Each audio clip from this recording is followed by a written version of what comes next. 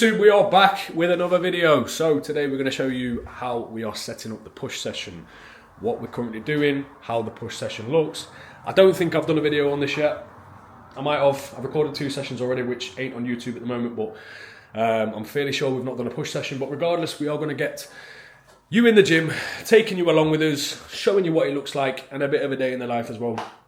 So yeah, we've got a massage booked for today because my neck has been in bits over the past couple of weeks. So yeah, we've got a massage booked. We've got that booked for 1 PM.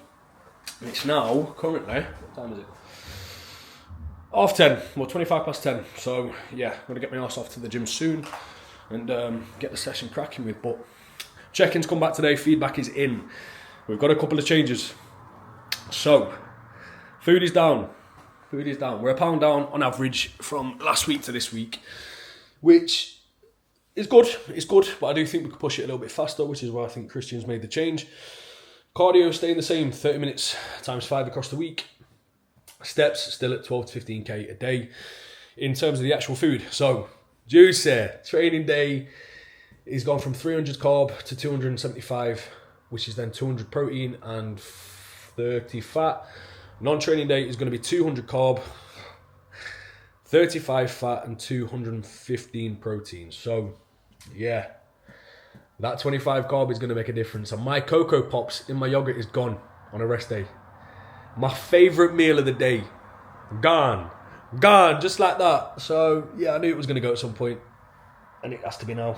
But we're 11.5 weeks out, and these changes are going to have to come in. It's going to have to go at some point. And post-workout Cocoa Pops is now 100 grams instead of 130 grams. And we've also had a bit of a drug change as well. So Anabar's been added in at 50 milligram a day. So yeah, it was either going to be that or Tren E. He's not put Tren E in. I don't know if he's going to. I don't know if we don't need to. It might be something we utilise down the line.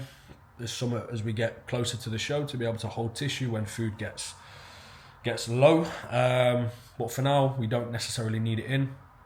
What we do have, you don't ever need Tren. You don't ever need Tren. You don't ever need any other drugs. But it's just something to be able to bring a hard, full look when food gets a little bit lower, and obviously strength starts to take a dip. It can help with keeping that strength where it needs to be. But yeah, Anabar's been added in, so I had to order some of that today to get it in.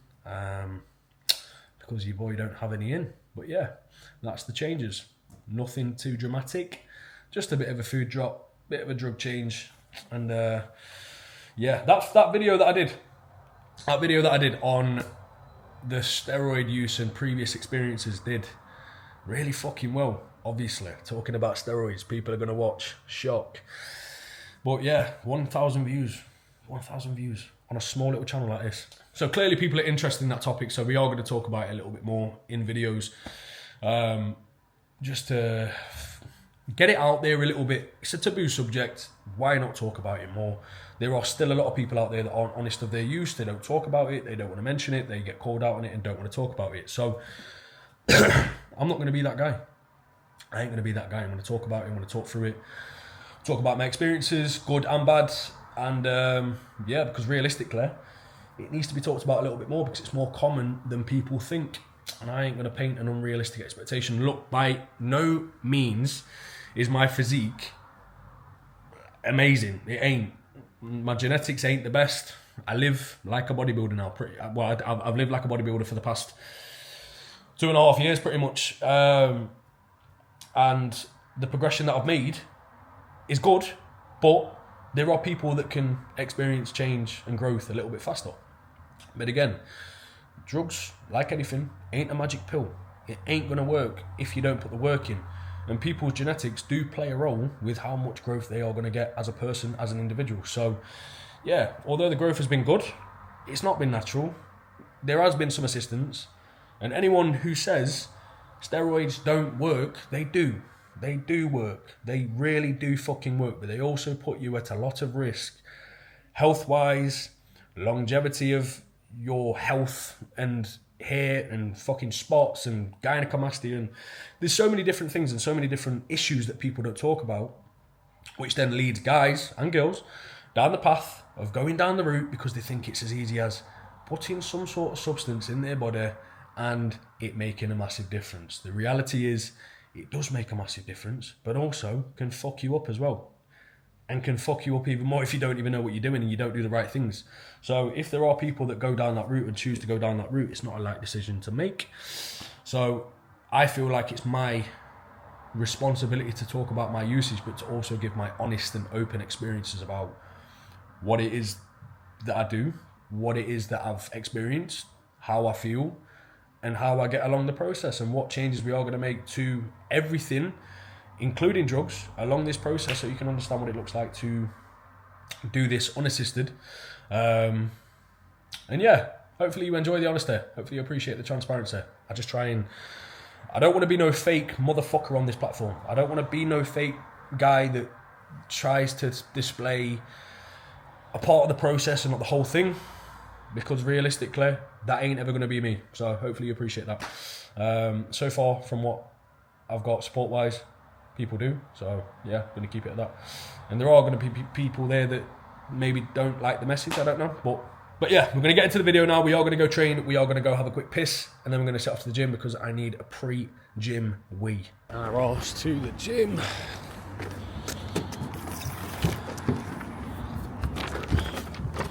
We've also got a Sports Direct bag as well. Went to Sports Direct the other day. The hanger for some shorts. I said medium.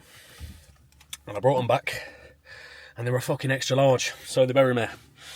And anyone who's done a prep, or anyone who's done like a big fat loss phase where they've lost 20, 30, 40 pounds, you'll know the majority of clothes don't fucking fit you anymore. So yeah, I needed some new clubber.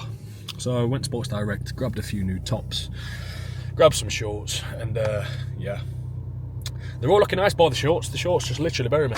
So I'm going to have to get them back, change them for a fucking medium.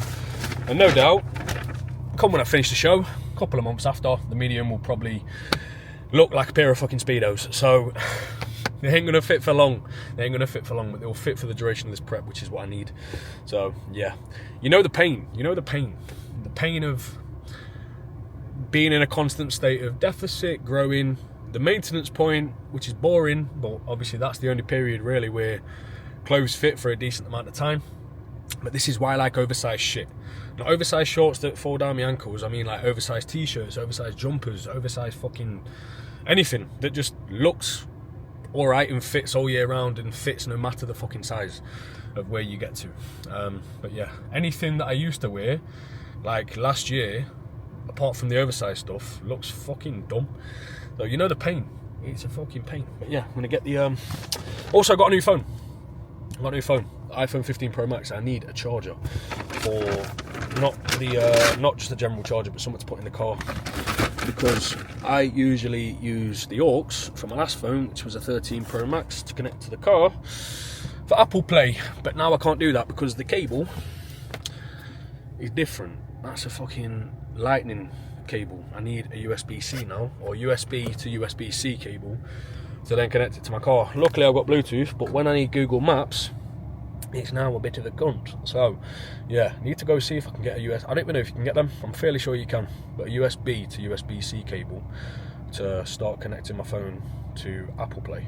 But yeah, just going to get it connected to Bluetooth, and then when it's connected to Bluetooth, we are going to rock and roll to the fucking gym. Whoa. A lot of food, a lot of meals out and things like that. That was a check and feedback to a client. I was just having a little review of it, just to make sure the sound quality is all right. And yeah, ignore that. But we are going to bang some music on and then get to the fucking gym. Starting with, what songs are we going to choose today? What songs are we going to choose today?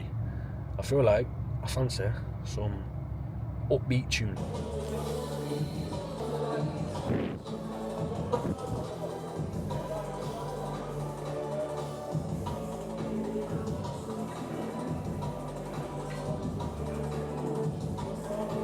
Wrist is fucked today, so I forgot my wrist straps. I ain't got any wrist straps with me, so I can't use anything to wrap up my right wrist. But we're starting off with some face pulls. Normally do some sort of reverse slide, but it's taken at the moment. So face pulls it is, doing the same thing, just working the rear delts, getting the upper back working. So when you move into any presses, when you're doing any sort of chest work, you'll be a lot stronger with your pressing, because you'll be able to lock into the bench a little bit better. So before you actually get started with any push day, do some sort of upper back work, do some rear delt flies, do some face pulls, do things that are going to activate the upper back area to put you in a better position to press and give more to your pressing. Just a couple of little tips. When you're actually getting this set up, when you're doing any sort of face pull, you do want to make sure that you are lifting a decent amount of load. Otherwise, you ain't going to get fuck all from it. But we need to make sure when we do take a step back, we don't just have both feet right in front of us. The issue with that's going to be is you're going to have less stability. So having one foot behind you, having a bit of a lean is going to make a massive difference with having more stability. So taking a little pull off, 1 foot back, 1 foot forward, taking a lean back, and then driving the bar or rope, whichever one you're using, straight towards your forehead. Squeeze, squeeze, control it back out, stretch, and then repeat.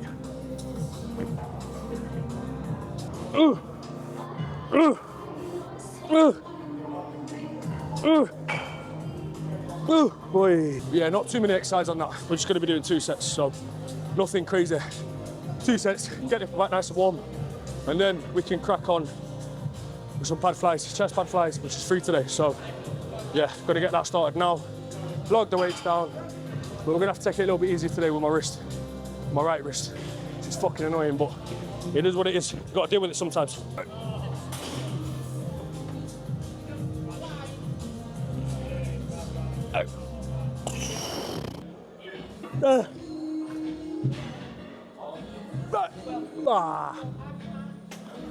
Recently been a bit mad.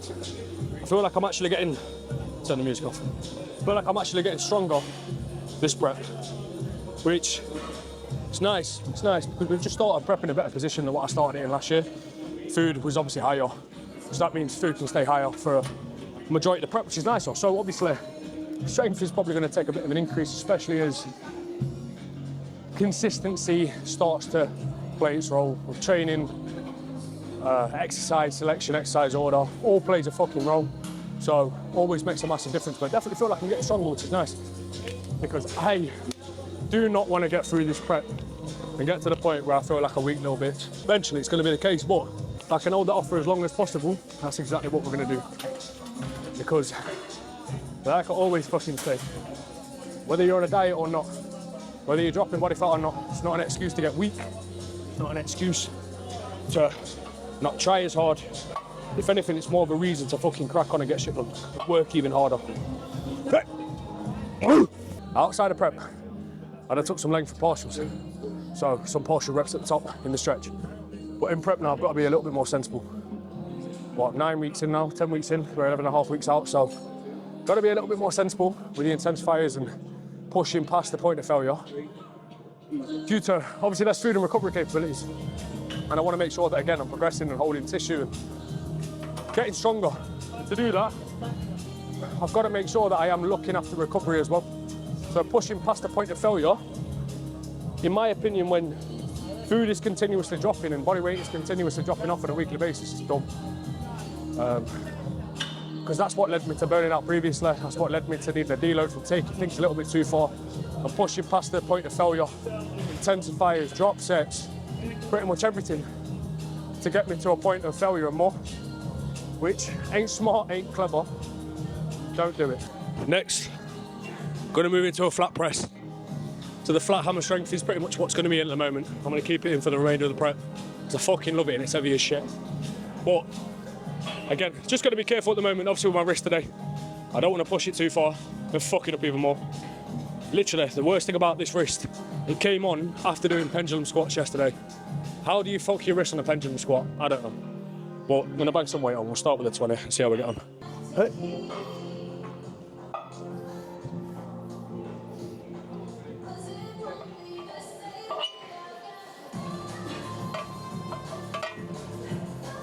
Yeah, I can't lie. It ain't the best for my wrist. Ain't the best for my wrist, but I've got to get shit fucking done. So we might not do what we did last time, which was 3 plates. Might do a little bit less than that, but it is what it is. It is what it is. Still going to get the tension there. Just don't want to take it too far today because then that'll mean I'm just going to delay this fucking recovery process of whatever it is. But yeah, we need a fucking good tune on right now, boss. Listen, slap it. Hey, go.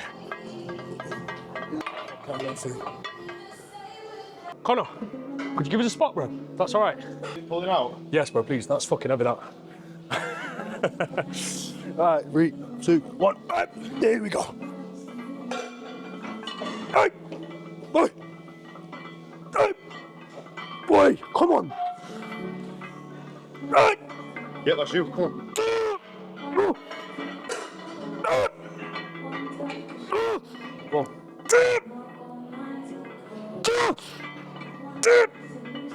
Come on.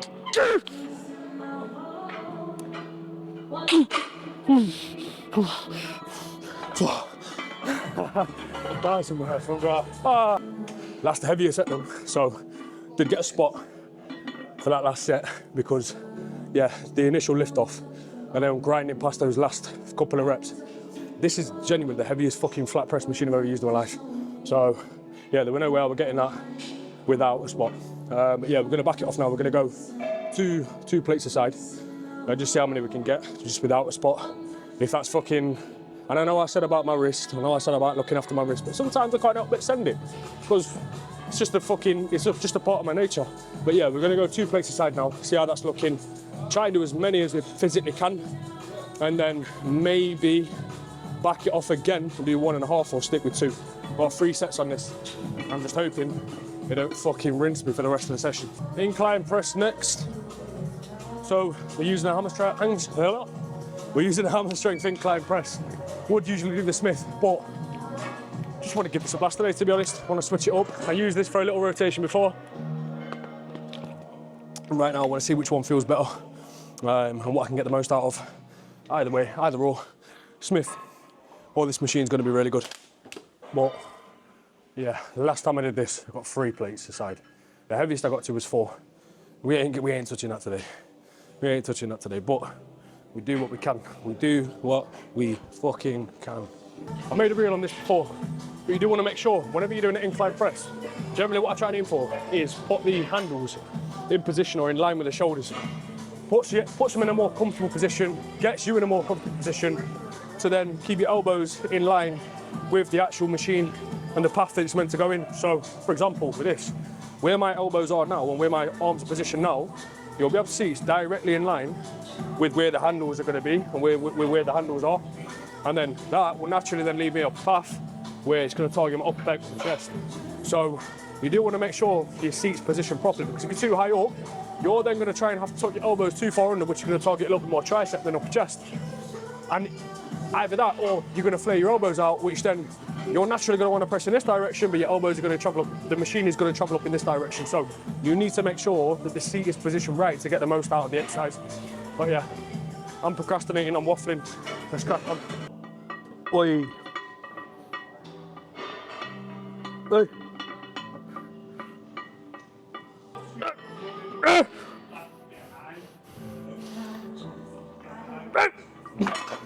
Jeez.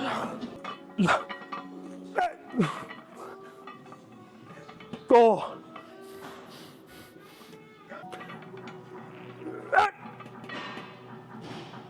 So. Next into a close grip press, so using the Life Fitness one today. Essentially what we're doing this for is purely for the triceps. No real means to target the chest, but obviously as a byproduct of doing it and doing a press, you are going to be targeting the chest a little bit, but the main goal for this is to make my pressing stronger and get my triceps engaged and obviously work the triceps. So, yeah. If you've got access to a machine like this where you can do a close grip press, just make sure you don't rush it. Make the most of every single rep. Keep the elbows nice and tucked. Keep it in line with the handles that you're holding. Little pause at the back of the movement, so triceps from the stretch. Remove any momentum, press out, and then contract. And obviously that's going to work the triceps to the fullest extent. But don't worry about not knowing what your failure point is either. If you are someone that's a little bit newer to training, or you're someone that's still relatively new, and when I say new, I mean a couple of 1 to 2 years in, still new. And that's obviously even with training with consistency. If you've never had help or anyone guide you or tell you what to do, or you've got a lot of conflicting information out there on the internet, so it's hard to know what to believe. But don't be hard on yourself if you don't know what true failure is yet, because realistically, when people say, oh, I'm training for 1 to 2 reps in reserve. You don't really know that unless you've got to failure so many fucking times that you know your capabilities as a person. Yeah, you just get more acclimatized and better at training to failure over time, which is what we're trying to do anyway with lifting, bodybuilding, training, just getting better over time. So yeah, we do need to make sure that it's a priority. It's a priority that you learn to train hard, you learn to get towards failure and just get better at it over time. The more you do it, the better you're gonna get, the easier it's gonna get, not to train to failure, but the easier it is to understand whether you're there or not. So you make the most out of every single set, which then is, as a byproduct, is going to lead to more growth.